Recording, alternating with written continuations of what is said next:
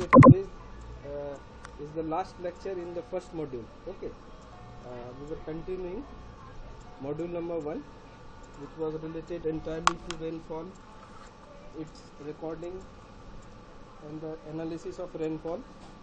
And today is the last lecture in this series, module 1. So what all things we are going to cover today? We are going to cover frequency analysis of rainfall, right? Then intensity duration curve, or it is also known as at many places you will see IDF curves, that means intensity duration frequency curve. And then last one is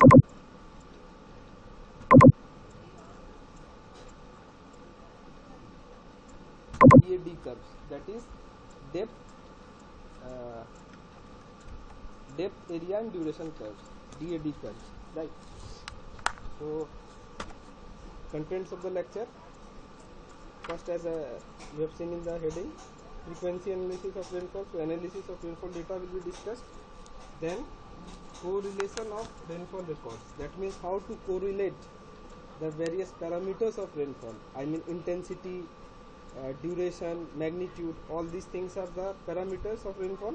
How do we correlate that? Okay, then there will be a numerical based on the correlation. And last one will be the DAD, that is depth area duration curve. इसको हम short में क्या कहते हैं students? DAD curves, depth area duration curves. और एक क्या मैंने बताया आपको, one more thing you will see, IDF curve, that is intensity duration frequency curve. IDF curves and intensity duration frequency curves, which is actually the correlation part, the correlation of rainfall records, that is the IDF curves. And the DAD curves, depth area and duration curves. Okay, so first is the analysis of rainfall data. Rainfall during a year or a season, ठीक है ना?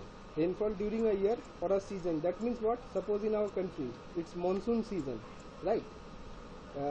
The maximum rainfall or maximum precipitations occurs in particular 3 to 4 months, starting from June up to say September, okay, or October, right?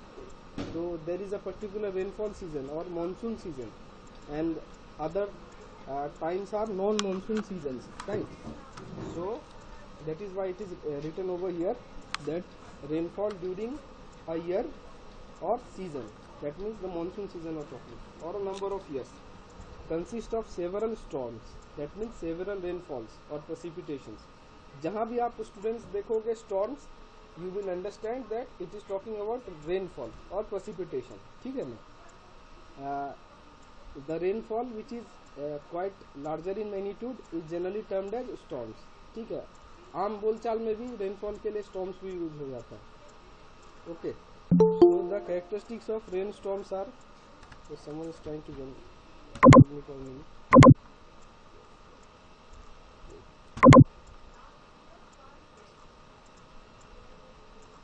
okay, so intensity, you know the unit, millimeter per hour or centimeter per hour. Duration, that is in minute, hour or days, ठीक है ना? Frequency means what?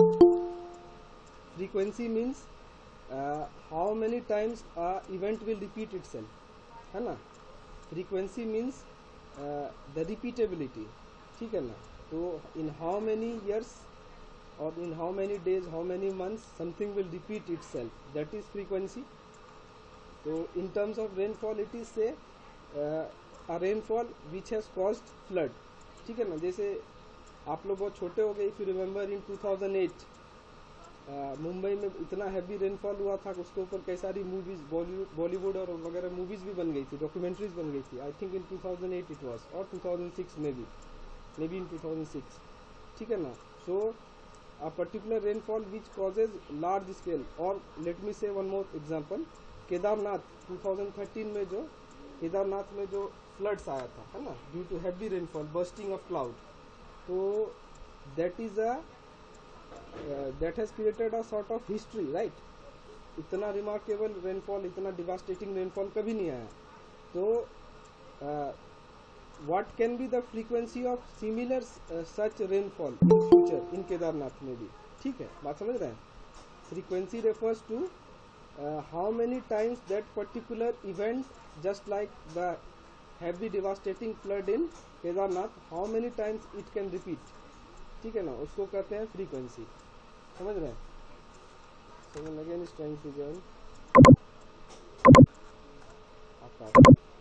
It's 10:51 now. Okay, that's it. No more candidates will be allowed. So frequency is that only. In how many years the event can be repeated? Okay, once in 5 years or 10 years, 20 years, 40 years, 60 years or 100 years. That is the frequency. कितने बार उस तरह का devastating event या उस तरह का heavy rainfall repeat कर सकता है अपने आप को, that is the frequency. And the aerial extent, aerial का मतलब हो गया एरिया वाइज, है ना, area wise what is the extent, the area over which it is distributed. So characteristics of rain storm क्या क्या है स्टूडेंट्स? इंटेंसिटी है which is in centimetre per hour और millimetre per hour, amount of rainfall per unit time, and duration. Okay, what is the duration in minute or hour or days? Frequency, that means in how many years the event is going to repeat itself, and the areal extent. ये चार जो है important parameter. Sir इसका duration, hello, हाँ बोलो, बोलिए बोलिए. Sir जो ड्यूरेशन है ये ईयर में भी जा सकता है सर?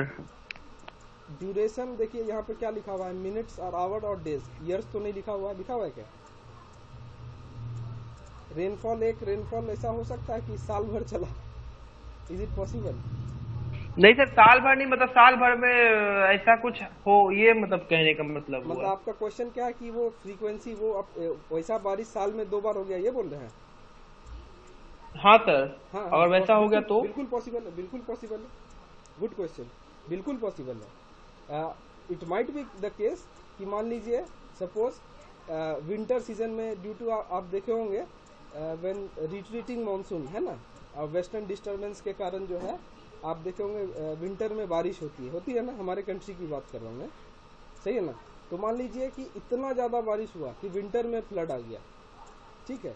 जैसे मैं केदारनाथ का एग्जांपल बोल रहा था आपको, मान लीजिए कि आइदर लोकल मेड थंडरस्टॉर्म और ड्यू टू, जैसे कि कोस्टल एरियाज में होता है ना, हमेशा देखिएगा हमारे बे ऑफ बंगाल साइड में Odisha, parts of West Bengal, parts of Andhra Pradesh वगैरह जो है, या फिर हमारे वेस्टर्न साइड में कोंकण एरिया जो महाराष्ट्र में, गोवा साइड में, केरला पोर्शन ऑल्सो, राइट. तो वहाँ पे मान लीजिए ऐसा हो ही सकता है कि वहाँ पे हमेशा साइक्लोन वगैरह होता रहता है. तो it might be the case कि साल में 2 बार एकदम खतरनाक वाला बाढ़ लाने वाला या साइक्लोनिक उस तरह से बारिश हो गया. Quite possible. 2 बार हो सकता है, 3 बार हो सकता है. देखिए हर चीज़ का एक कारण होता है, right. Everything has a cause to it. So the repetition or the frequent severe thunderstorms or frequent severe rainfall coastal areas में तो बहुत ज़्यादा पॉसिबल है, ठीक है ना. बट अदर देन दैट ऐसे एरियाज जहाँ पे बारिश ऐसे तो ज़्यादा होती है, ठीक है ना, बट एक ऐसा डिवास्टेशन, जैसे कि मैं आपको एग्जांपल दिया केदारनाथ का रेन, उस तरह का रेनफॉल लेकिन आफ्टर 2013 के बाद अभी तक नहीं हुआ है. आपने सुना है क्या उस लेवल का बारिश? 7 years have been passed but it has not awkward. But definitely वहाँ पे जो हाइड्रोलॉजिस्ट, जो कि मान लीजिए वहाँ का meteorological department and Indian meteorological department, even IMD जो है, जो डेटा वगैरह प्रोवाइड करता है, which sets up all the rain gauges at different parts of India and keeps tracking and monitoring everything. तो उन लोगों ने बिल्कुल जो है कैलकुलेट वगैरह किया ही होगा कि जितने लॉस ऑफ लाइव्स हुआ है ना, जितना प्रॉपर्टी डैमेज हुआ इन 2013 केदारनाथ फ्लड जो है, हैवी रेन के बाद जो फ्लड हुआ था, तो उसके लिए प्रिकॉशंस और उन्होंने ज़रूर जो है कैलकुलेशन करके रखा होगा कि प्रोबेबिलिटी क्या है कि वैसा डिवास्टेटिंग रेनफॉल फिर कब हो सके. बात समझ रहे हैं? बट एवरीथिंग इज अल्टीमेटली कि हम जो है we do analysis, right. We set up many models, experimental models करते हैं, सॉफ्टवेयर बेस्ड हम एनालिसिस करते हैं. जैसे राइट नाउ कोरोना वायरस के टाइम में, पेंडेमिक सिचुएशन में आप देखिए, देयर वर सेवरल प्रेडिक्शंस, है ना, कि इतना जो है, जैसे मैं let me give one more example. Delhi government ने अनाउंस किया था कि may be by the end of July 5,50,000 और 5.5 लाख के आसपास केस हो जाएगा. If you remember, news follow किया होगा आपने तो उन्होंने बोला था कि 5.5 लाख के आसपास केस हो जाएगा, लेकिन टिल नाउ टुडे इज से 21 अगस्त, टिल नाउ दिल्ली में अभी शायद 1,50,60,000 के आसपास ही टोटल केसेस हुआ है। तो how they had predicted based on any software model, ठीक है, उसके एनालिसिस को उन्होंने प्रेडिक्ट किया था कि शायद 5.5 लाख केस हो जाएगा। The model failed actually because till now the cases has not exceeded even 2 lakhs, ठीक है ना। तो similar assumptions, we make assumptions, we do calculations, we set up software models, right? We do we set up several correlation formulas, और उसके basis पर हम predict करते हैं डियर स्टूडेंट्स कि after this many years suppose similar rainfall can occur. अभी इसी slides में पढ़ोगे रिकरेंस इंटरवल या फिर रिटर्न पीरियड भी कहते हैं, समझे। That means the same amount of devastating rainfall in how many years it can repeat itself, समझ रहे हैं। तो we do analysis but it's beyond our control that actually that event will take place or not, है ना। हमारे control में क्या है डियर स्टूडेंट्स, जस्ट इतना ही है कि we can try and save life, we can arrange for some pre-flood or pre-devastation suppose rescue operations we can do, but after a while everything fails। आप देखे होंगे हमारे एनडीआरएफ की टीम जो है, national disaster response force, they also are very active but still many lifes are lost, many things goes beyond our situation, beyond our control, right. So it was indeed a good question जो शायद दीपेश ने पूछा था कि एक ही साल में 2 बार हो सकता है क्या? बिल्कुल हो सकता है।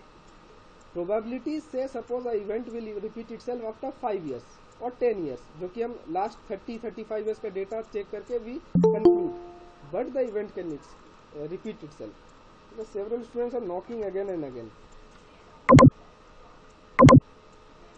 पार्थो दास, क्या किया जाए, एंट्री कर लिया जाए, चला गया।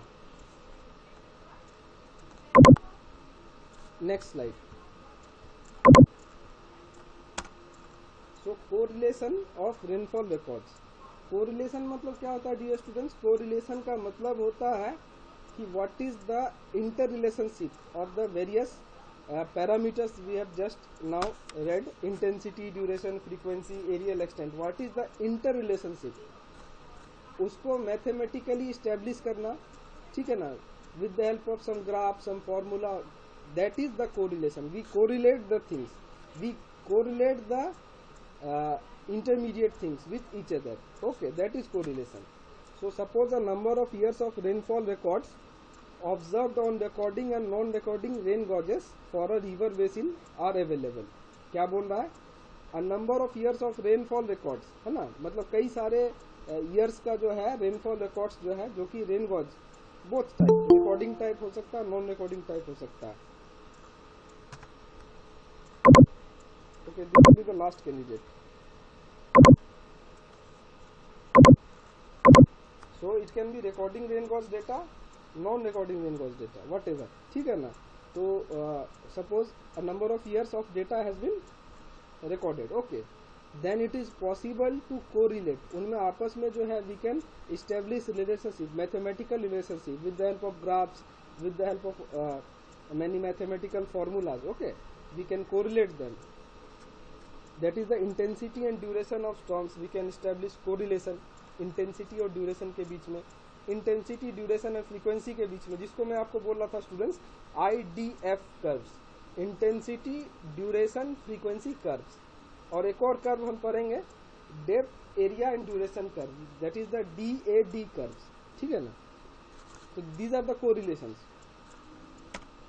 सो next slide. If there are storms of different intensities and of various duration, ठीक है ना, if there are storms of different intensities and of various time durations, then a relationship may be obtained by plotting intensities, intensity in millimeter per hour और centimeter per hour, है ना, उसको हम plot करेंगे against the durations, time duration in time, minute और hour, और sometimes in days, ठीक है ना। we plot intensities with respect to time duration, okay, to establish the correlation of the respective storms either on a natural graph paper। अच्छा, ये जो plotting करेंगे dear students, we can plot on natural graph paper. Natural graph paper मतलब both scales in millimetre और both scales in inches, ठीक है। यानी दोनों लीनियर स्केल होगा, Y scale and X scale, abscissa and ordinate both will be in linear form, वो होता है आपका natural graph paper.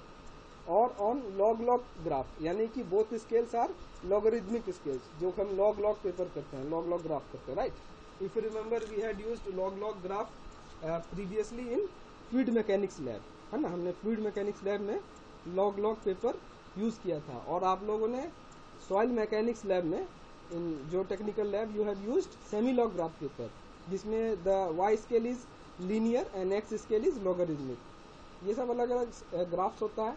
Semi log यानी one scale is logarithmic, another scale is normal one, है ना, यानी एक्स एक्सिस लॉगरिथमिक हो गया, वाई स्केल नॉर्मल है। And log log graph is both the scales, abscissa ordinate, Y और X दोनों axis क्या होगा, लॉगरिथमिक होगा। तो we plot either on natural graph paper और in log log graph paper and relationship of the following forms may be obtained. इसका मतलब हम जब प्लॉट करेंगे स्टूडेंट्स, प्लॉट करके जो है we can conclude something, we can have an inference और कंक्लूजन। वो कंक्लूजन किस तरह का हो सकता है? The conclusion can be I, which is the intensity, it is equals to A divided by T plus B, ठीक है। I, which is the intensity, is equals to A divided by T plus B। यहाँ A और B क्या है मैं बता रहा हूँ अभी। And T is the time duration, T is the time duration in minute or hour, ठीक है ना। And this formula I is equal to A divided by T plus B, ये देखिए it was given by A and Talbot. और उसने बताया था कि this formula is very well valid for time duration 5 to 120 minute, यानी कि 5 minute से लेके 120 मिनट, यानी कि 2 घंटा। This formula is good for up to 2 hours, where A and B are constants, T is the time duration, I is equal to intensity. A और B कैसे पता चला? आफ्टर प्लॉटिंग द ग्राफ, ठीक है ना। और उसके बाद जो पैटर्न ऑब्जर्व किया गया उससे पता चला कि some A and B arbitrary value जब वेरी होगा, I will vary according to that, और उसने ये कंक्लूजन निकाला, ठीक है। Similarly one more formula was invented by plotting on either log log graph और नेचुरल ग्राफ। ये दोनों जो है ना, first two formulas these were concluded by plotting in natural graph only, intensity versus time, ठीक है। First two relationships were chalked out on normal graph only, I is equal to K divided by T raised to the power of n। अच्छा एक चीज आप देखिए, दोनों first to equations में एक चीज कॉमन है, एज टाइम विल इंक्रीज, ठीक है ना, as time will increase I is equal to A divided by T plus B। इसका मतलब क्या है students? As time will increase intensity will decrease, सही है। यहाँ भी देखिए I is equals to K divided by T raised to the power of n। I am saying you that K और A, B ये सब जो है कुछ कांस्टेंट वैल्यूज है, ठीक है ना। तो सपोज यहाँ एक क्या हम रिलेशनशिप देख रहे हैं फर्स्ट टू इक्वेशंस में कि there is a inverse relationship between intensity and time. इसका मतलब टाइम ड्यूरेशन ज़्यादा रहेगा, इंटेंसिटी घटने लगेगा। आप वैसे भी देखिएगा रियल लाइफ सिचुएशन में भी, जब बारिश होती है जैसे जैसे टाइम बढ़ता है ना, जैसे पहले एकदम भयानक बारिश हो गई, it's raining like cats and dogs, बहुत ज़्यादा बारिश हो रही है, तीव्र बारिश हो रही है। उसके बाद आप देखेगा 15 मिनट बाद, 20 मिनट बाद, आधे घंटे बाद द इंटेंसिटी डिक्रीजेज। तो जैसे जैसे टाइम बढ़ता है the intensity decreases in practical life situation also. तो आप देखिए ये रिलेशनशिप उसी टाइप का है, as T increases I decreases, है ना। यहाँ भी देखिए as T will increase T raise to the power of N, यानी एन का वैल्यू मान लीजिए 1 हुआ, 2 हुआ, 3 हुआ, तो टी का साइज बढ़ने लगेगा, और टी का जैसे ही अमाउंट बढ़ेगा I will decrease. As time will increase intensity will decrease. It's a real life और natural phenomenon which has been expressed by equation. अच्छा, तीसरा जो रिलेशनशिप है students, that has been obtained with the help of a log log graph paper, है ना। I is equal to K into T raise to the power of X. This relationship has been observed with the help of a log log graph paper. इसमें क्या होगा, if we take both side log, तो log I will be equal to log K plus X times log T, है ना। दोनों scale में अगर दोनों side left hand side and right hand side if we take logarithmic, log ले लेते हैं, तो log I will be equal to, ये अभी डिस्कस भी होगा नेक्स्ट स्लाइड में, log I will be equal to log K plus X times log of T, ठीक है ना। अच्छा, so where T is equal to duration of rainfall and its parts A, B, K and X are constants for a given region। यानी एक reason में A, B, K, N and X जो है वो कांस्टेंट होगा, फिर दूसरे reason में फिर इसी टाइप का इक्वेशन में A, B, X और N का कोई दूसरा वैल्यू आएगा उस पर्टिकुलर रीजन के लिए, ठीक है। And you have seen that A.N. Talbot gave this formula and he established that it is valid for time duration less than 2 hours, 2 घंटे के, है ना, 5 मिनट से लेके 120 मिनट, दैट मीन्स 2 आवर्स, ठीक है। Next slide. So next slide is saying frequency of a storm और recurrence interval of a storm. Frequency क्या होता है स्टूडेंट्स? फ्रीक्वेंसी मैंने अभी बताया आपको, how many times a particular event will repeat itself, that is the frequency. अगर एक पर्टिकुलर बारिश, मान लीजिए 20 सेंटीमीटर ऑफ रेनफॉल, ठीक है, 20 सेंटीमीटर ऑफ रेनफॉल मान लीजिए, if the data is observe for 20 years, suppose 20 साल का डेटा ऑब्जर्व किया और it has been observe that 20 centimetre rainfall has occurred 3 times in 20 years. Suppose 20 centimetre rainfall has occurred 3 times in 20 years, तो इसका मतलब हम क्या कहेंगे students? That the frequency is 3, है ना, 3 बार जो है 20 सेंटीमीटर रेनफॉल हुआ है 20 ईयर्स डेटा में, तो we will say that the frequency of 20 centimetre rainfall is 3, सही है ना। So frequency of a storm by recurrence interval of a given storm is meant the time interval during which the storm is likely to be equaled or exceeded. If we say that at a given station maximum precipitation of 20 centimeter has got a recurrence interval of 5 years, we mean that the station on the station the chances of rainfall are such that once in 5 years rain is likely to exceed 20 equal और exceed 20 centimetre. ये क्या कर रहा है? Recurrence interval जो है frequency, या फिर उसको हम कहते हैं रिकरेंस इंटरवल, यानी कि वो किस तरह से अपने आप को रिपीट करेगा, ठीक है। रिकरेंस यानी बार बार होना, है ना, रिकरेंस। और फ्रीक्वेंसी वो जो है, मान लीजिए it is saying, this paragraph is saying that if 20 centimetre of rainfall has a recurrence interval of 5 years, है ना, 20 सेंटीमीटर रेनफॉल जो है उसका रिकरेंस इंटरवल या फिर उसका फ्रीक्वेंसी है 5 साल, that means it's possible that it will repeat itself in 5 years. We mean that on the station chances of rainfall are such that once in 5 years the rain is likely to equal और exceed, ठीक है। अगर हम कहते हैं किसी भी 20 centimetre rainfall का एक पर्टिकुलर रेन गॉज स्टेशन में रिकरेंस इंटरवल 5 साल है, इसका मतलब कि 5 साल में एटलीस्ट 20 सेंटीमीटर रेनफॉल या उससे ज्यादा होने का चांसेस है। लेकिन इसका मतलब ये बिल्कुल भी नहीं है कि वो हर 5 साल में ही वो होगा। इट माइट हैपन कि इस साल भी 20 सेंटीमीटर या उससे ज्यादा बारिश हुई, नेक्स्ट ईयर भी बारिश हो गई। मैंने आपको बताया real life situation and mathematical relationship models are not need not be same always. जैसे मैंने आपको एग्जांपल दिया दिल्ली का जो प्रेडिक्शन था कोरोना वायरस के केस में, है ना, prediction was that 5,50,000 cases will happen by end of July, but this did not happen actually, है ना। तो उसी तरह से the mathematical models that we established or the relationship we established with the help of graphs, we set up formulas, empirical formulas, these may not be actually happening on the ground, ठीक है ना। recurrence interval किसी भी 20 centimetre rainfall का 5 years है, इसका मतलब जरूरी नहीं है कि हर 5 साल में ही वो हो सकता है कि 5 साल में 2 बार वैसा हो जाए, ठीक है ना। This does not mean that rain equal to 20 centimetre और more will occur after every 5 years. It may occur twice in a set of 5 years, है ना, 2 बार 3 बार भी हो सकता है। हो सकता है कि लगातार 3 साल जो है भयानक वाला बारिश हो गया। इसीलिए आप देखेगा कि कई बार जो है मौसम विभाग जो है meteorological department it predicts that rainfall और monsoon will be good this year, may be next year also, और ऐसा लेकिन हो जाता है उसका उल्टा, है ना, सूखा पड़ गया, ड्रॉट आ गया, मानसून फेलियर हो गया, बिकॉज हम बेस्ड ऑन सैटेलाइट इमेजेस, ठीक है ना, उसके बाद जो है कुछ मॉडल्स, मैथमेटिकल मॉडल्स वगैरह, software, with the help of that we predict things, but prediction is our hand, but actual execution of the thing is not in our hand, right?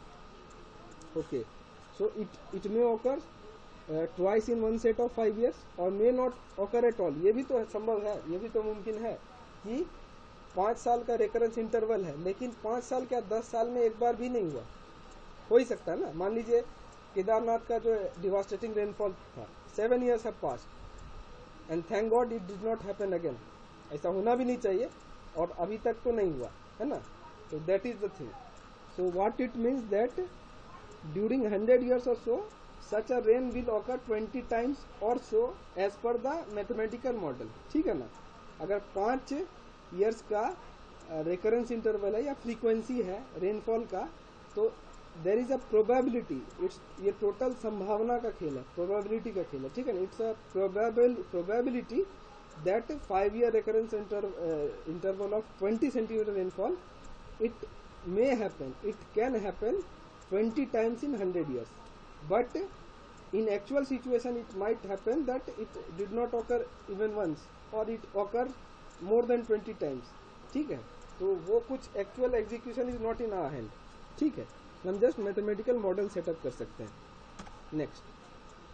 Next you see, तीसरा जो equation था हमारा, जो मैंने आपको बताया कि हम डिस्कस करेंगे अभी, it will B plotted on a log log graph.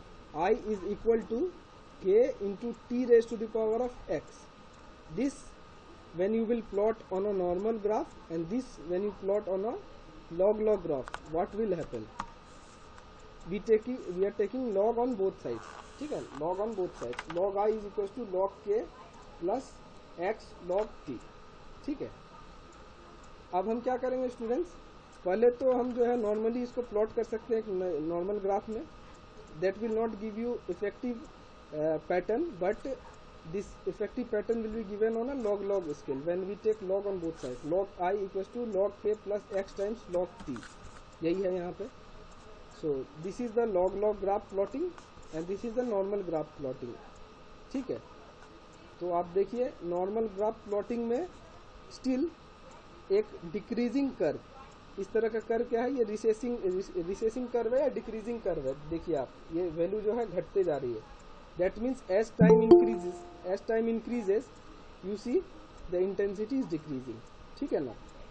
यहाँ और एक्यूरेट रिप्रेजेंटेशन हुआ है on the log log graph. आप ये देखिए students, since it's a decreasing graph so negative slope is there. बात समझ रहे हैं। अगर ये उल्टा होता, ओरिजिन से लेके और स्ट्रेट जा रहा होता है, जो मैं एरो में दिखा रहा हूँ आपको, ठीक है, अगर ओरिजिन से लेके स्ट्रेट जा रहा होता, it would have been increasing graph, यानी कि with time the value is increasing, but intensity decreases with time. This is the relationship. So you see it's a regression curve, it's a decreasing graph, ठीक है ना। और decreasing graph है, इसलिए slope will be negative. Slope तो हम यहीं से देख सकते हैं। You see log I is equals to log k plus x times log t। आप देखिए ये इक्वेशन ऑफ स्ट्रेट लाइन के टाइप का आ रहा है ना, y is equals to mx plus c। If you remember equation of straight line क्या होता है students? yes sir। y is equals to mx plus c, जहाँ पे c क्या होता है, इंटरसेप्ट होता है। c is the intercept on y scale, सही है। m क्या होता है dear students? m is the slope। आप अगर equation of straight line remember करिए तो y is equals to mx plus c, where m is the slope, c is the intercept। Intercept मतलब होता है y स्केल में एक जो है इंटरसेप्ट जो कि कट किया है, ठीक है ना। What is the distance with respect to origin, जैसे आपको मैं यहाँ दिखाऊं, suppose 1 is the origination point, ठीक है। तो यहाँ 1 से दिस वर्टिकली, यहाँ देखिए दिस इज द इंटरसेप्ट, ठीक है, this is the intercept. So log k is the intercept and x is the slope, ठीक है ना। And it's a negative slope because the graph is regression, the graph is decreasing, समझ रहे हैं। तो that is why you see dy by dx। Slope क्या होता है? परपेंडिकुलर बाय बेस, ठीक है, perpendicular by base. So it has been shown from this equation, you C x will be negative because it's a decreasing graph, minus x, है ना। It has been written dy by dx या perpendicular by base, whatever, ठीक है। तो we will obtain this kind of situation, ठीक है। And वहाँ पे आप देखिए, if I and T are plotted on log log, slope of the straight line plot gives the constant x, जो कि मैं बताया आपको, which is a negative because decreasing curve है या डिक्रीजिंग ग्राफ है। And constant K can be determined as I is equal to K when T is equal to 1। आप इस इक्वेशन में देखिए students, if T is equal to 1, T जो है, T का वैल्यू 1 हो गया सपोज, ठीक है, तो 1 टू द पावर ऑफ कुछ भी हो जाए, ठीक है, 1 to the power 2, 1 to the power 3, 1 to the power 5, infinity, 1 to the power 0 even, ultimate result क्या होगा उसका 1 ही रहेगा। इसका मतलब I will be equal to k if t is equal to 1। Is it clear? क्या ये क्लियर है? If t is equal to 1 I will be equal to k। t equal to 1 कहाँ है? ये देखिए t स्केल है, यानी t equal to 1 मान लीजिए यहाँ दिखाया गया है, ठीक है। तो when the graph is like log I equal to log k plus x log t, so if t is equal to 1, so I is equal to k, k is the intercept, I is equal to k अगर t equal to 1 है। और वहां से देखिए फिर ये graph जो है इट इज रिसीडिंग और डिक्रीजिंग, ठीक है ना। Hence fitting of the fitting equation for rainfall, data of equation c can be determined and similarly data of equation a and b, these are the equation a and equation b, ठीक है। अच्छा, so further in this correlation only, on the other hand if there are rainfall records for 30 to 40 years, अच्छा एक बात मैं बार बार आपको बता दूं कि if you want to study rainfall in an area or if you are asked question कि आप किसी एरिया का रेनफॉल या फिर वहाँ पे फ्लड प्रेडिक्शन करना चाहते हैं कि वहाँ पे बाढ़ आने का संभावना कितना है, what is the probability that flood might occur, what is the probability that heavy rainfall might occur, if you want to study the rainfall pattern you should have at least 30 to 35 years data with you। बात समझे आप?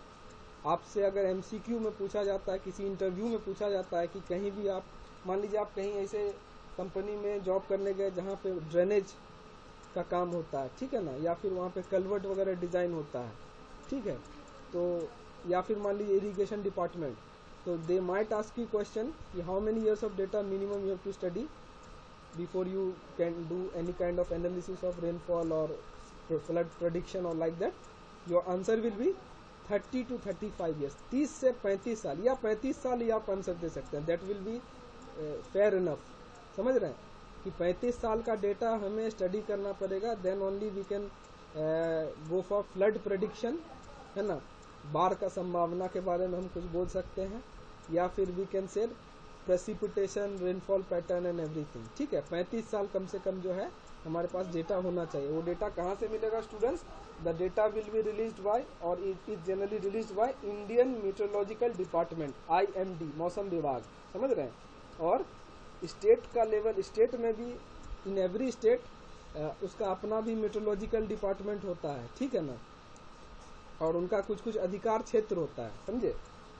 जैसे कुछ कुछ area of national importance है, वहां पर only IMD can give you data, और हर अपना अपना अधिकार क्षेत्र है, क्योंकि हमारा फेडरल स्ट्रक्चर ऑफ गवर्नमेंट है ना, हमारे पास सेंट्रल गवर्नमेंट भी है, स्टेट गवर्नमेंट्स भी है, ठीक है ना। तो स्टेट गवर्नमेंट्स के भी अपने अपने अधिकार क्षेत्र में, जैसे रिवर पर जनरली उस स्टेट का हक होगा, है ना। और कई सारे प्लेसेस हैं जो कि नेशनल इंपॉर्टेंस के होते हैं, जैसे coastal regions, these are of national importance. Economic zones बनाया जाता है, समझे ना, वो सब नेशनल इंपॉर्टेंस का है, तो वो सब यूनियन गवर्नमेंट के या सेंट्रल गवर्नमेंट के अंडर होगा। कोई डैम है, कोई नेशनल पार्क है, these are of national importance, बात समझ रहे हैं। कोई बर्ड सेंचुरी है, ठीक है ना, कोई बहुत बड़ा डेल्टा है, that is of national importance, समझ रहे हैं। तो any how I am telling your answer will be 35 years. ये थोड़ा सा एक जानकारी मैंने आपको दे दिया। अच्छा, on the other hand if rainfall records are for 30 to 40 years, various storm duration during the period of record may be arranged in descending order of magnitude, ठीक है। ये क्या बोला स्टूडेंट्स कि आपके पास 30 to 40 ईयर्स का अगर रेनफॉल डेटा है तो आप क्या करेंगे, वो सारे ईयर वाइज आपने डेटा को लिख लिया। Now you will arrange it in descending order, यानी कि बड़ा से छोटा, ठीक है ना। डिसेंडिंग ऑर्डर में you will arrange all the data, not the year but the data, ठीक है। आपने क्या किया, उस सारे रेनफॉल डेटा को, जैसे मैं आपको एग्जांपल दे दूं, मान लीजिए 90 मिलीमीटर, 80 मिलीमीटर, 70 मिलीमीटर, 60 मिलीमीटर, इस तरह का रेनफॉल डेटा है, ठीक है। अलग अलग साल में है, तो we will arrange first 90, then 80, then 70 millimetre, then 60 millimetre, descending order में हमें डेटा को अरेंज कर देना है, ठीक है ना। और उस डेटा को अरेंज करके we can give ranking to it. Ranking मतलब मान लीजिए जो हाईएस्ट वैल्यू है, जैसे 90 millimetre is the highest value, तो वी कैन असाइन रैंक 1, यानी ये सबसे ज़्यादा है 1. 80 millimetre can be assign rank 2. 70 millimetre can assign rank 3, like that. बात समझ रहे हैं? उसकी बात हो रही है कि the rainfall data are arranged in descending order of magnitude. ठीक है ना? And when arranged like this in descending order, if there are total n number of years of rainfall record. क्या बोल रहा है? मान लीजिए आपके पास 10 साल का रिकॉर्ड है, तो n यहाँ पे क्या हो जाएगा? 10 हो जाएगा इन दैट केस. बात समझ रहे हैं? n is the number of years of rainfall record available. n क्या है? Number of years of record available. ठीक है स्टूडेंट्स, और मैंने आपको समझाया कि 90, 80, 70, 60 इस तरह से हम क्या करेंगे स्टूडेंट्स, उसको रैंकिंग दे सकते हैं. आपका क्वेश्चन हो सकता है कि सर 90 मिलीमीटर अगर 2 बार आ गया, तो मान लीजिए 2 साल में 90 ही बारिश हो गई, या 80 मिलीमीटर 2 बार रिपीट हो गई, तो since both are same, 80 millimetre मान लीजिए 2 अलग अलग साल में 80 मिलीमीटर करके हुआ, सो 80 millimetre quantity is same, so the ranking will be 2. Suppose 90 is 1, so 80 will be 2. अगर फिर तीसरे साल में फिर 80 मिलीमीटर आ गया, तो फिर the ranking will be 2 only, because this is of same magnitude. Is it clear? बात समझ में आ रही है? So number of number of years of rainfall record है. जैसे कि सपोज 10 साल का डेटा है तो n विल बी 10, 20 ईयर्स का डेटा है तो n विल बी 20, यहाँ 40 साल का डेटा है तो n विल बी 40, है ना? n years of rainfall record. And the order और रैंक मैंने आपको अभी समझाया कि हम we can assign rank to the amount of precipitation with the highest one getting the first rank, suppose the second highest getting the second rank. ये आपके ऊपर है कि आप रैंकिंग किस तरह से चूज करते हैं. आप उल्टा भी कर सकते हैं. मान लीजिए you have arranged descending order but you have assigned rank 10 to highest one, यानी आपने वैल्यू दिया कि 10 जो हमारा है, जो सबसे ज्यादा है, उसको हमने 10 दिया, और उसके बाद डिक्रीजिंग ऑर्डर में जो कम है उसको अकॉर्डिंगली सेट किया, तो वो भी आप कर सकते हैं. But that should be uniform. ऐसा नहीं हो सकता कि आप अपना ही नियम, you have violated your own norms, ऐसा नहीं हो सकता. बात समझे आप? You need to stick to any one of the system. ठीक है? तो rank of any particular storm is m. मेरे ख्याल से m क्या है, n क्या है, क्लियर होगा. n नंबर ऑफ ईयर्स है, m is the ranking that you will fix. Then the recurrence interval. ठीक है? देन द रेकरेंस इंटरवल और रिटर्न पीरियड. ठीक है? यहाँ पे आप ध्यान दीजिएगा, return period. Return period means कि कितने साल बाद वापस वैसा वो बारिश हो सकता है, कितने ईयर्स के बाद, in how many years the same devastating amount of rainfall और same heavy amount of rainfall can return. Return period होता है वही. In how many years will it return. ठीक है? So the return period which is capital T, the return period यहाँ पे denote हो रहा है students, capital T of the storm magnitude can be given by any of the following equations. 3 equation आपके सामने है. एक इक्वेशन देखिए कैलिफोर्निया मेथड से, which was establish in 1923, way back in 1923 it was, just imagine. दूसरा formula जो है हेजेंस method है, इट वॉज डिवाइज्ड इन 1930. और तीसरा फॉर्मूला स्टूडेंट्स वेबुल का है ना? वेबुल फॉर्मूला आप बुक में देखेगा, वेबुल्स फॉर्मूला दिया हुआ, दैट वॉज इन्वेंटेड इन 1939. तो बात समझिए, ये 3 अलग अलग टाइम स्पेन में स्टूडेंट्स 3 फॉर्मूला डिवाइस किया गया. फॉर्मूला किनके किनके बीच है dear students? Formula is between return period, ranking of the rainfall and number of years of the rainfall. बात समझे आप? Formula is established between return period, that is capital T, यानी सेम अमाउंट ऑफ रेनफॉल कितने साल में वापस हो सकता है. ठीक है? What is the return period, और रैंकिंग क्या है उस बारिश का, और how many years of rainfall records are there. The relationship between return period, number of years of rainfall record and ranking of the precipitation, इन तीनों का रिलेशनशिप जो है California method says that T is equal to n by m. T, which is the return period, that is the in how many years same amount of rainfall will be equaled or exceeded, है ना? यानी मान लीजिए 30 centimetre rainfall जो है बाढ़ ला दी कहीं पे, किसी एरिया में बाढ़ आ गया 30 सेंटीमीटर रेनफॉल में, तो what will be the return period of 30 centimetre of rainfall और हायर देन दैट. कम से कम 30 सेंटीमीटर का बारिश या उससे ज़्यादा का बारिश कितने साल बाद वापस हो सकता है, that will be the return period of 30 centimetre rainfall. I think it's clear. So T is equals to N by M, where N is the number of the years of rainfall records, M is the ranking or the order, है ना. Similarly, Hazen's method says N, which is the T return period, is equal to small n, which is number of years of rainfall record, divided by M minus half, where M is the number ranking, ठीक है ना, ranking और order, है ना, order number और rank of any particular storm, ठीक है.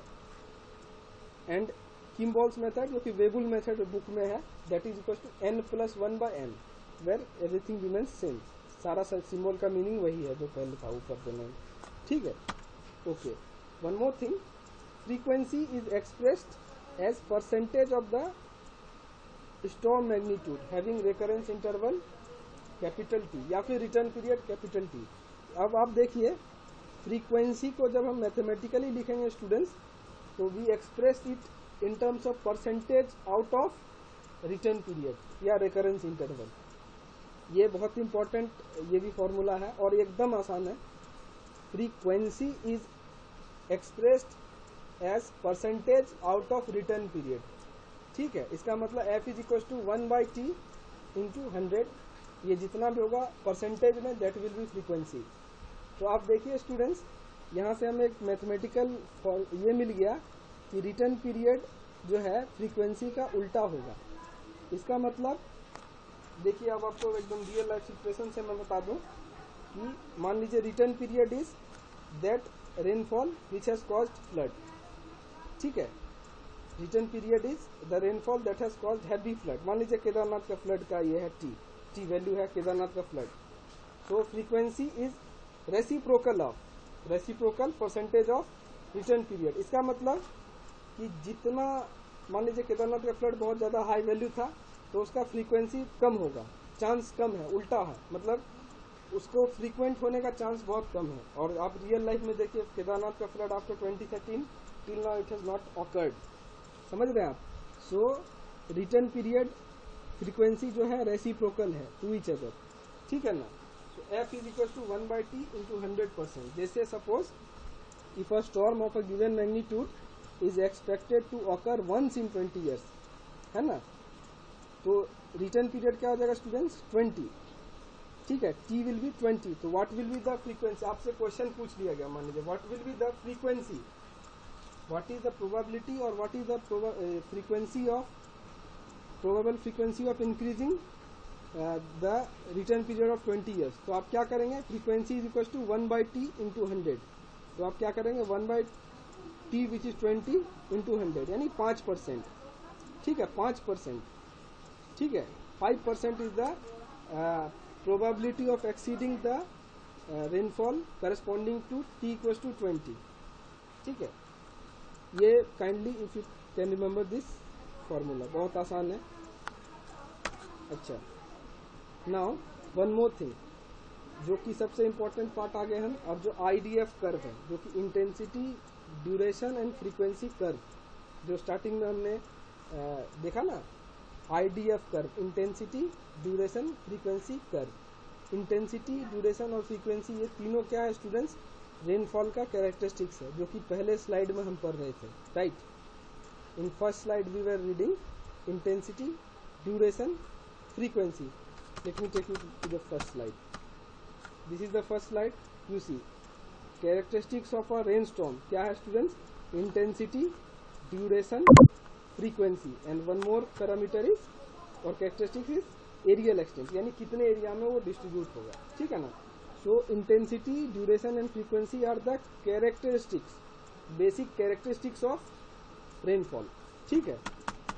So हम क्या करेंगे students, we try to correlate intensity, duration and frequency all together, ठीक है. intensity, duration and frequency all together हम चाहते हैं कि correlate करें.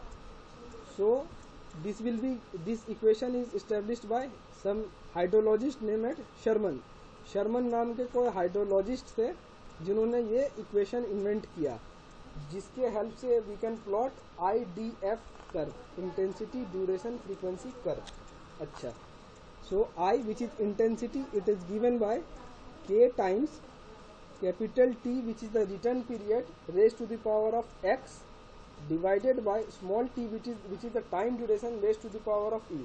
अब आप बोलेगा कि सर आपने कहा इंटेंसिटी, ड्यूरेशन, फ्रीक्वेंसी, तो where is the frequency? So I is the intensity, ठीक, intensity, small t is the duration, time है, एंड तीसरा क्या है? Frequency. So once we are getting capital T which is the return period, we can easily get frequency by this formula. सही है ना? Hence it is called intensity, duration and frequency curve, IDF curve. I is equals to small I, which is intensity, is equals to k times t raised to the power of x divided by small t time duration raised to the power of e. जहाँ पे क्या है students? k, x और e, these three are constants. ठीक है, हम क्या करेंगे students? We will try and plot a graph, ठीक है ना, for this equation given by Sherman, है ना, हाइड्रोलॉजिस्ट शर्मन जो इक्वेशन दिया उसको हम will try and plot with the help of a log graph. तो मान लीजिए दोनों तरफ हमने अगर लॉग ले लिया तो क्या होगा students? The equation will be like this, log I is equal to log K plus X times log T, और since it is denominator part तो मान लीजिए ये हो जाएगा माइनस ई लॉग टी, क्योंकि आप जानते हैं ना कि समथिंग इन डिनोमिनेटर जब हम लॉग ले लेते हैं तो डिनोमिनेटर वाला टी जो है T raise to the power minus E लिख देंगे उसको, यानी minus E log T. Log का कंसेप्ट बता रहा हूँ आपको मैं. सो once this equation is plotted, ठीक है ना, log k plus x times log t minus e times log e. आप देखिए यहाँ पर कि एक तो log k ये इंटरसेप्ट आ जाएगा क्लियर, और उसके बाद देखिए x log t और एक e log t, है ना, x log कैपिटल T, e log कैपिटल T, that means small t. That means we are getting these two kinds of ये डिराइविंग फैक्टर्स, है ना, E log small t, X log capital T, जो कि जिसके कारण ग्राफ में वेरिएशंस आएगा. लॉग के is constant, log I will B, ठीक है, इसके ऊपर सबके ऊपर डिपेंड करेगा. सो द वेरिएशन फैक्टर क्या क्या होगा स्टूडेंट्स? फर्स्ट फैक्टर होगा एक्स लॉग टी, ठीक है ना, first variation factor will be X log T, second variation factor will be E log small t. अच्छा students, tell me one thing, इसके बाद नेक्स्ट क्लास कब है? 1:30 बजे से है नेक्स्ट क्लास. Yes, sir. तो can I continue for 15-20 more minutes if you don't have any objection? Okay, sir. Sure. Yes, sir. किसी को कोई प्रॉब्लम नहीं है स्टूडेंट्स इफ आई कंटिन्यू, क्योंकि अभी इमीडिएट कोई क्लास नहीं है, right? Because I need 10 to 15 minutes more to make you understand the entire lecture.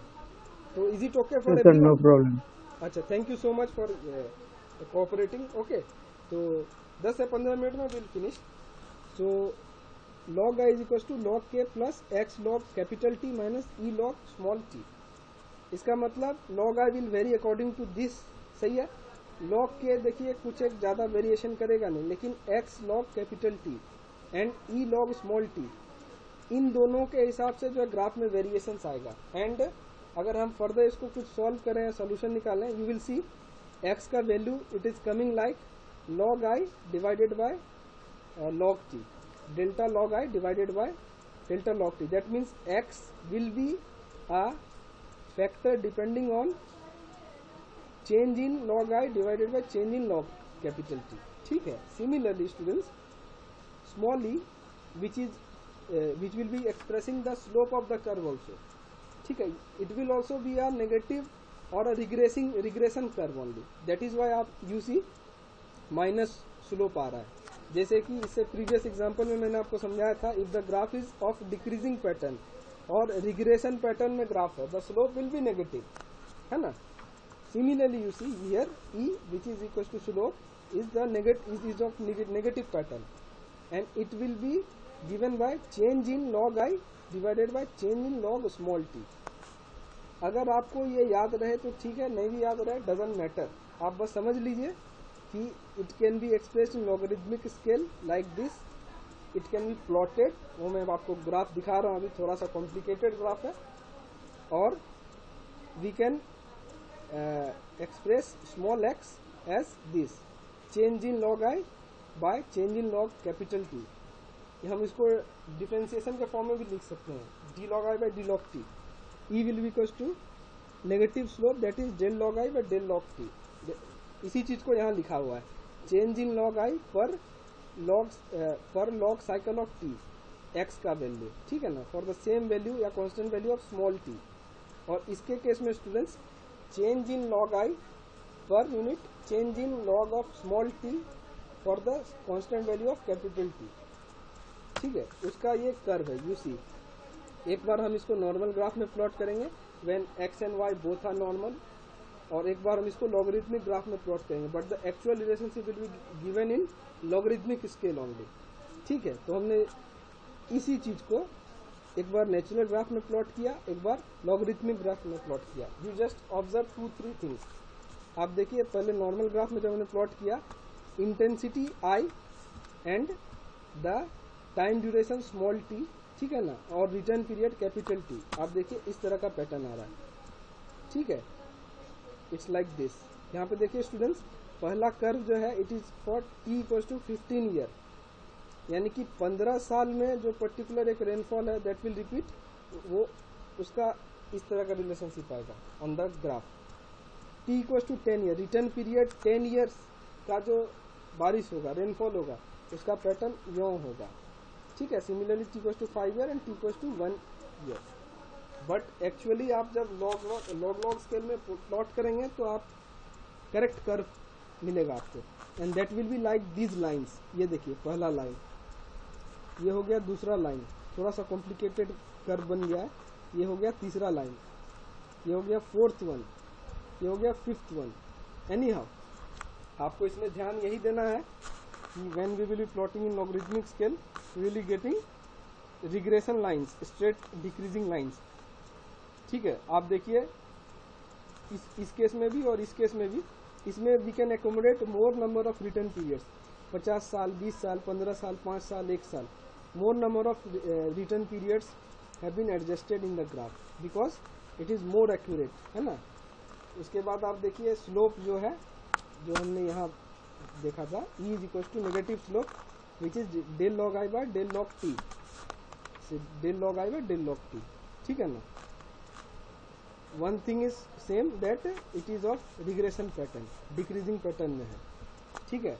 That means high intensity for short duration, low intensity for long duration. Time spend जैसे बढ़ेगा intensity घट जाएगी, time spend जैसे कमेगा या छोटा time spend होगा intensity बढ़ जाएगी। That has been written and that has been concluded from the graph, ठीक है। इसमें ज़्यादा कुछ आपको you do need not remember many things. इसके ऊपर बेस्ड एक न्यूमेरिकल है, okay, there is a numerical based on this students.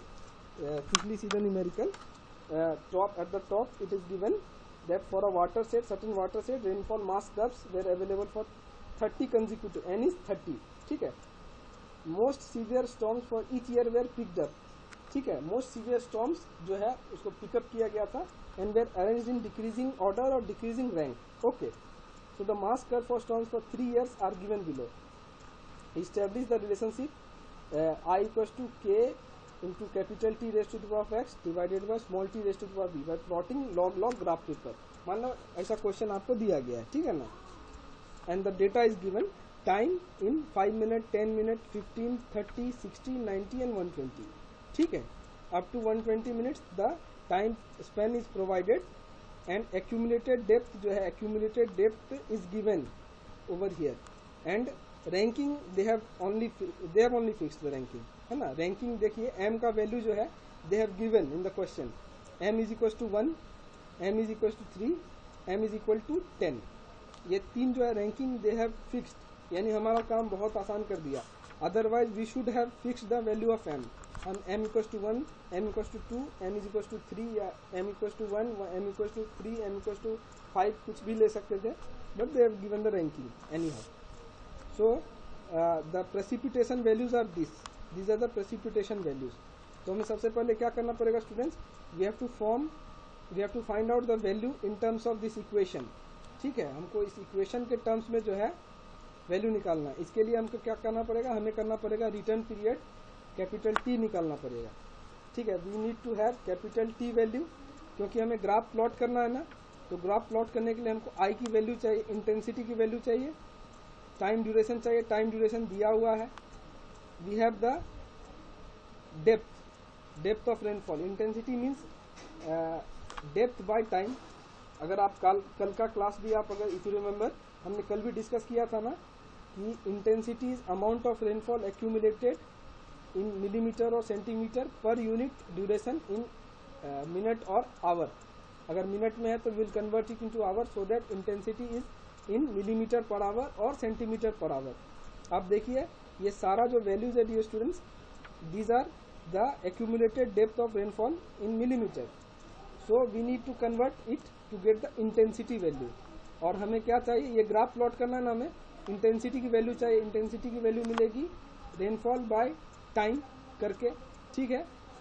और हमें क्या चाहिए, कैपिटल टी चाहिए, रिटर्न पीरियड, जो कि हम जो है इन तीनों में से कोई भी फॉर्मूला जो है कैपिटल टी, इन तीनों में से कोई भी फॉर्मूला से हम फाइंड आउट कर सकते हैं, ठीक है. Out of the 3 formulas we can find out easily capital T.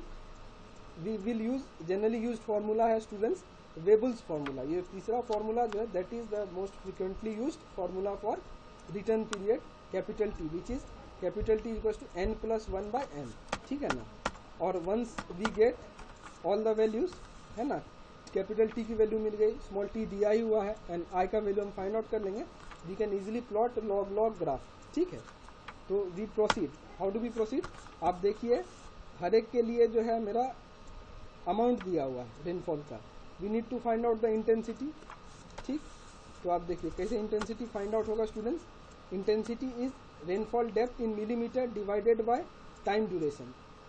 Okay, so पहला जो वैल्यू है 9 है ना, तो 9/5, ये 5 क्या मिनट में है, that means you will have to multiply by 60, 5/60 करना है ना. और 9/5, 5 is in denominator, that means 9/5 into 60.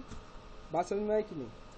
ये मेरा जो है 9/5 इंटू 60 करने से मेरा जो है intensity in millimetre per hour आ जाएगा, ठीक है. Similarly for 7 it is 7 and what is the time duration 5 minute. तो 7/5 इंटू 60, सही है. सिमिलरली स्टूडेंट्स 4 है एंड टाइम ड्यूरेशन 5 है, 4/5 इंटू 60. यहाँ पे स्टूडेंट्स 12 है, टाइम ड्यूरेशन इज 10, 12/10 इंटू 60. देखिए सही है, क्लियर है. सिमिलरली स्टूडेंट्स 9 है एंड टाइम ड्यूरेशन 10 है, तो 9/10 इंटू 60. देखिए किया हुआ है, 54 आया. सिमिलरली स्टूडेंट्स 5 है, टाइम ड्यूरेशन इज 10, तो 5/10 इंटू 60, सही है. Similarly students for all other values, for this 14/15, ये टाइम ड्यूरेशन 15 है ना, 14/15 इंटू 60, 14/15 इंटू 60 यानी कि 56. ये देखिए यहाँ 56 है. सिमिलरली 17/30 इंटू 60 यानी कि 34 वैल्यू आएगी. आप देखिए 34 वैल्यू. इसी तरह से जो है हर एक के लिए हमने जो है इंटेंसिटी निकाली है.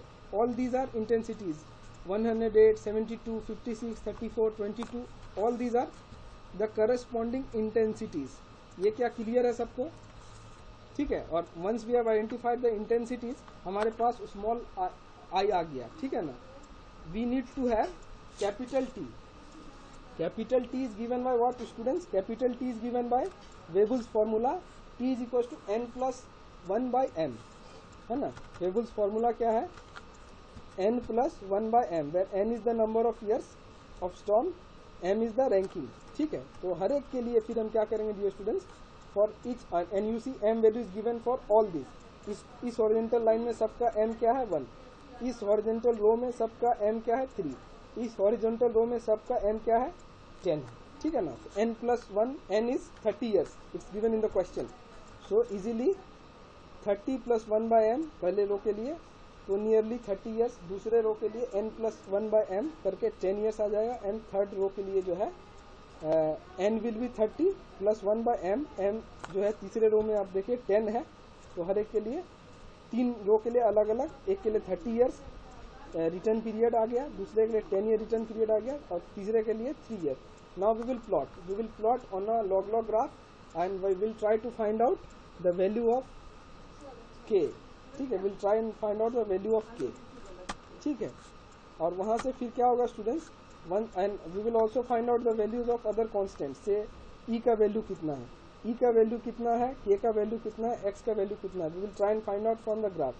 Please go through the question. किसी भी पॉइंट में आपको प्रॉब्लम होगा, I will send you the notes, you will ask me without any hesitation.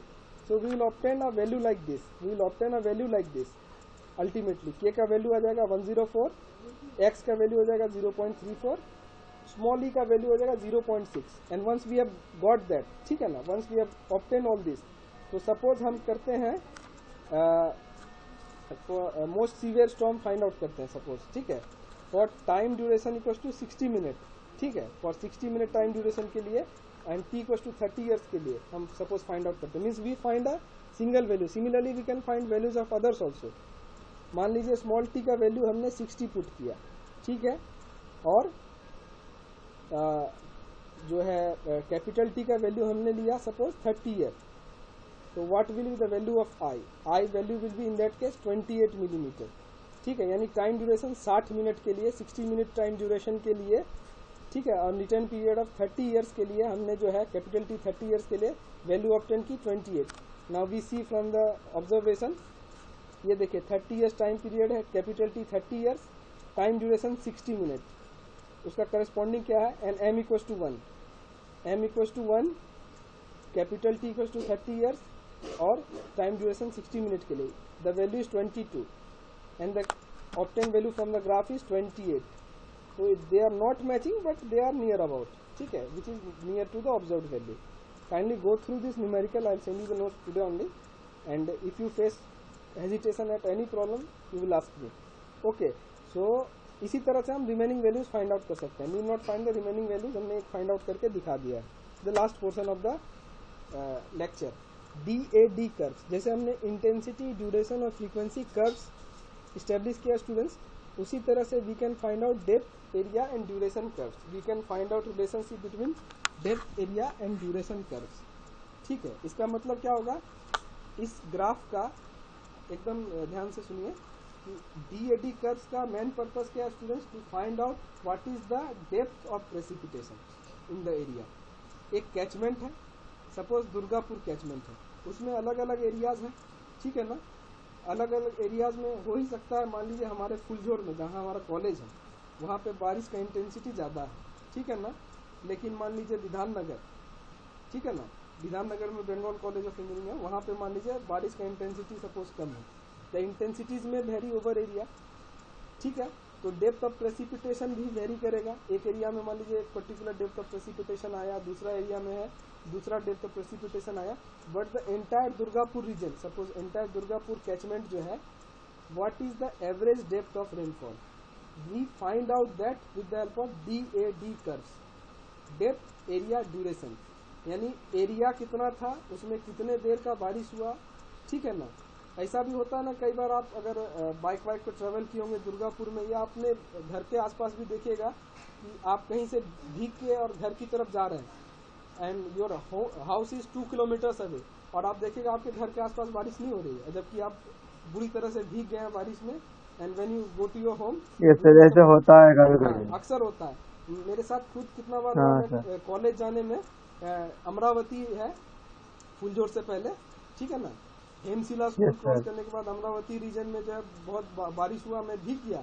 और जब मैं अपने कॉलेज में एंटर कर रहा हूँ BC रॉय में, and the rainfall is almost nil, ठीक है.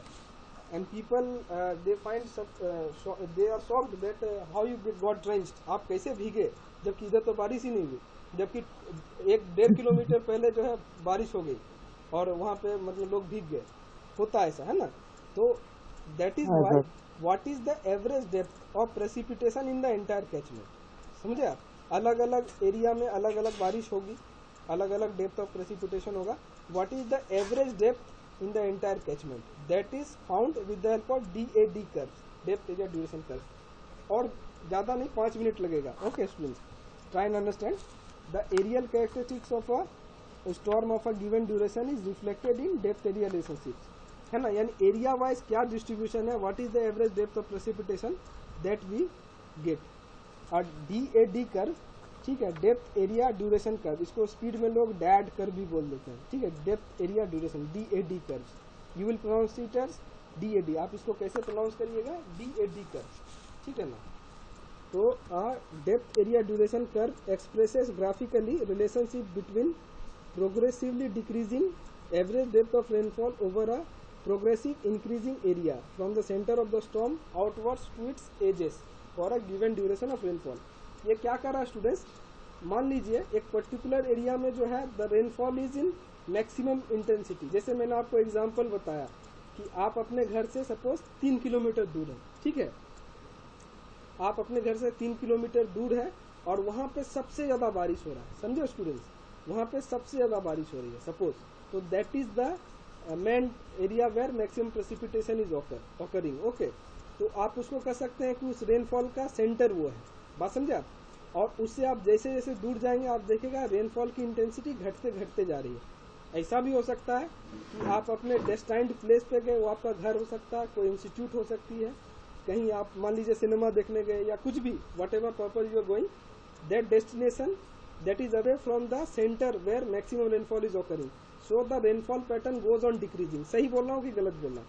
सही बोल रहा हूँ मैं कि जिस जगह सबसे ज्यादा बारिश हो रही है दैट इज द सेंटर, उससे आप जितना दूर जाइएगा, ठीक है ना, मान लीजिए जहाँ पे थंडरस्टॉर्म सबसे ज्यादा हो रहा है, यानी वहाँ पे सबसे ज्यादा मान लीजिए थंडरस्टॉर्म के कारण क्लाउड डिपोजिशन उस एरिया में सबसे ज्यादा। उसके बाद जैसे जैसे आप दूर जा रहे हैं आप देखिएगा कि intensity of rainfall is decreasing. Okay, ऐसा भी हो सकता है कि 3 किलोमीटर बाद बारिश हो ही नहीं, एकदम खत्म हो गया, ठीक है ना, तो the place where maximum precipitation is occurring that is termed as centre. और जिस प्लेस में एकदम ना के बराबर बारिश हो गया वो हो गया मान लीजिए एकदम outer area of the storm, ठीक है ना। तो ये क्या बोल रहा है स्टूडेंट्स कि DAD कर्व आपको इट इनेबल्स अस और enables helps us to learn what is the pattern from the centre towards the outer area, ठीक है। डिक्रीजिंग होगा प्रेसिपिटेशन, जो आपको मैं समझा दिया, the intensity will be decreasing, the depth of precipitation will be decreasing from the centre where maximum rainfall is occurring towards the outer edges, ठीक है। ये DAD कर्व हमें हेल्प करता है समझने में। इसमें क्या करते हैं स्टूडेंट्स, वी ड्रॉ आइसोहाइट्स, जैसे कि आपको मैंने लास्ट वीक बताया था आइसोहाइटल मेथड में कि प्लेसेस ऑफ सेम रेनफॉल को हम ज्वाइन कर लेते हैं स्टूडेंट्स, जैसे 65 सेंटीमीटर, 60 सेंटीमीटर, 55 सेंटीमीटर, ये सब अलग अलग आइसोहाइट्स है, ठीक है ना। एंड 65 और 60 के बीच में कितना एरिया है that we find out with the help of a planimeter. मैंने आपको बताया था कि वो एक इंस्ट्रूमेंट है जो कि आपको एक ग्राफ में या एक पेपर पे जो आपने एरिया बनाया है उसका एरिया रफली टेल्स यू, ठीक है। तो आइसोहाइटल एरिया आपने निकाल लिया उसके टर्म्स में, और we know the precipitation amount, उसके हेल्प से हम क्या करते हैं डियर स्टूडेंट्स, उसके हेल्प से we try and find out what is the average depth over the entire area, ठीक है, and how the precipitation is varying. A DAD curve can be constructed from a isohyetal map, जो मैं आपको बताया अभी, by measuring the areas associated with each isohyet of rainfall depth and plotting progressively decreasing average depth on y-axis and the corresponding areas on x-axis। जल्दी से मैं एक example दिखाता हूँ आपको, it will take 2 minutes only, और example के help से मैं समझाता हूँ कि कैसे प्लॉट करते हैं। Suppose this is the question, ये मैंने एस के गर्ग का ही एग्जांपल आपको पुट किया है, ठीक है। This is the question, suppose isohyets are given 21, 20, 19, 18, ये सब क्या है स्टूडेंट्स, आइसोहाइट्स है, यानी कि रेनफॉल अमाउंट है, और वो लाइन ज्वाइनिंग जो है आइसोहाइटल लाइन है, यानी 21 मिलीमीटर बारिश, 20 मिलीमीटर बारिश, 19 millimetre rainfall, 18 millimetre rainfall, up to 12 millimetre rainfall is given, सही है। और एनक्लोज एरिया, अब आप समझने की कोशिश करिए, यानी 21 जो है, 21 आइसोहाइट जो है वो किसी प्लेस को ज्वाइन किया dear students, it is joining places of the area of in square kilometre 543 square kilometre, यानी जो जो प्लेस में 21 मिलीमीटर बारिश हो रही थी उसका एरिया कितना है स्टूडेंट्स, 543 स्क्वायर किलोमीटर से, ठीक है ना। सिमिलरली 20 मिलीमीटर रेनफॉल किस किस एरिया में हो रहा है students, the area is enclosing 1345 1345 square kilometre, बात समझ रहे हैं। 19 मिलीमीटर आइसोहाइट जो मैंने ड्रॉ किया है वो कितने एरिया को कवर करता है, यानी किस किस एरिया को जो है 19 मिलीमीटर बारिश हो रही है, that is 2030 square kilometre, so on and so fourth, है ना। उसी तरह से जो है जितने एरिया एनक्लोजिंग है सबको लिखा हुआ है क्वेश्चन में। You are required to plot a DAD graph, आपको क्या चाहिए, you need to plot a DAD graph, और आपको बोलना है, the question is estimate the average depth of precipitation, ठीक है ना, that may be expected over an area of 2400 square kilometre, you have been asked student to plot the DAD curve, depth area duration curve you need to plot, सही है। और वहां से आपको क्या बताना है students, you have to tell what is the average precipitation, what is the average depth of rainfall over this area, 2400 square kilometre area के लिए कितना average depth of precipitation, that you need to tell. हम क्या करेंगे students, जल्दी से ये data हम अरेंज कर लेंगे। See we have arrange the isohyetal data like this, है ना, इसी पैटर्न में हमने अरेंज कर लिया 21, 20, 19, 18, 17। ये तो आप देखिए डिक्रीजिंग ऑर्डर में किया हुआ है, अगर डिक्रीजिंग ऑर्डर में ना भी हो तो हम जो डिक्रीजिंग ऑर्डर में प्लॉट कर लेंगे, ठीक है। We have plotted and we have plotted the corresponding areas. See area is sort of increasing, ठीक है, लेकिन ऐसा कुछ हार्ड एंड फास्ट रूल नहीं है, area sort of increasing but we will arrange in decreasing pattern of isohyet. बात समझ में आई? अच्छा, उसके बाद क्या करेंगे स्टूडेंट्स, देखिए नेक्स्ट ये कॉलम है net incremental area between isohyets, net incremental area between isohyets. ये कैसे होता है स्टूडेंट्स, एक एरिया से दूसरे एरिया का जो डिफरेंस है वो हम यहाँ लिखते हैं, ठीक है। यू सी तीसरे कॉलम में पहला है 543 just as before. Next data 802, ये कहाँ से आया, this 1345 minus 543, it will be the net incremental area between isohyet, ठीक है। 1345 माइनस 543 दैट विल बी 802। बात समझ में आई? नेट इंक्रीमेंटल एरिया कैसे निकल रहा है, जो नेक्स्ट वैल्यू है एरिया की उस minus previous value, that will give you net increment area, यानी एक आइसोहाइट से दूसरा आइसोहाइट का एरिया कितना ज्यादा है वो बताया जा रहा है, समझ रहे हैं। सो 1345 माइनस 543 इट इज 1802, ठीक है। आप इसको इस तरह से भी समझ सकते हैं कि एक रेनफॉल से दूसरे, एक आइसोहाइट से दूसरे आइसोहाइट का एरिया कितना बड़ा है उसको हमने फाइंड आउट किया। इसका मतलब क्या है कि we will have to arrange like this only, ठीक है, ताकि हमें प्रीवियस नेक्स्ट माइनस प्रीवियस करने से नेगेटिव वैल्यू नहीं आ जाए, ठीक है। सिमिलरली 20 और 19, 20 जो हाइट है आइसोहाइट का और 19 इसका डिफरेंस कितना एरिया का, 2030 माइनस 1345, आपको 685 मिलेगा। सिमिलरली स्टूडेंट्स 19 और 18 का जो है, सिमिलरली इसका 17 और 18 का 2955 माइनस 2545, आपको जो है 515 मिल जाएगा, ठीक है। इस तरह से आप अरेंज कर लीजिएगा। ये हो गया नेट इंक्रीमेंटल एरिया, यानी next minus previous, next minus previous, next minus previous निकालना है, अकॉर्डिंगली यहाँ पर लिखते रहना है, सही है। Now average rainfall on incremental areas, average rainfall on incremental areas. आप देखिए एक आइसोहाइट है 21 का, नेक्स्ट है 20 का, ठीक है, बात समझ रहे हैं। एक 21 का है, नेक्स्ट है 20 का, देन 19 है, देन 18 है। इसका मतलब क्या है, average rainfall on incremental areas कैसे निकलेगा, पहला 21 था, हमने 21 ही लिख दिया, दूसरा और पहले उसके बीच का एवरेज कितना होगा, 20 प्लस 21/2 दैट इज 20.5। बात समझ में आई? सिमिलरली 20 प्लस 19 इसका एवरेज कितना होगा students, divide by 2, 20 plus 19/2 that is 19.5। इस तरह से आपको हर एक को लिख देना है।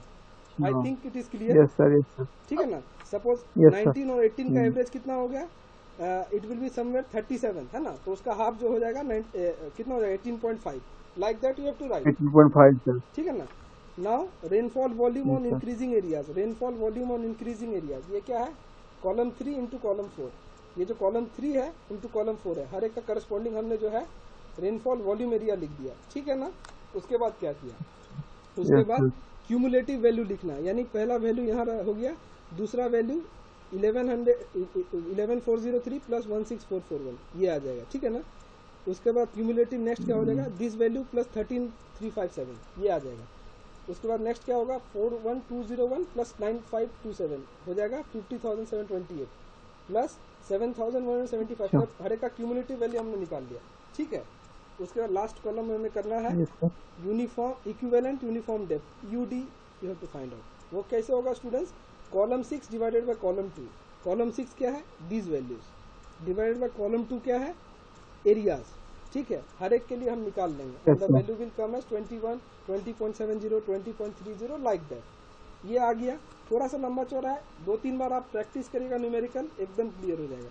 जैसे हमने ये वैल्यू निकाल ली, we have to plot between area in square kilometre, ठीक है, एरिया प्लॉट करना है स्टूडेंट्स, और हमको जो है मीन रेनफॉल डेप्थ प्लॉट करना है वाई स्केल में, ठीक है। मीन रेनफॉल डेप्थ मतलब ये जो कॉलम हमको मिला ना, ये देखिए क्या हो रहा है, कॉलम 6 डिवाइडेड बाय कॉलम 2 हमने किया था ना, कॉलम 6 क्या था, मिलीमीटर किलोमीटर स्क्वायर, ये यूनिट था ना। आप यहाँ देखिए कॉलम 6 क्या है, Yes, sir. Unit millimetre kilometre square, and column 2 क्या dear Meter students, square. Kilometre square. That means we will get Per average, kilometer square. We will get average depth, सही है ना।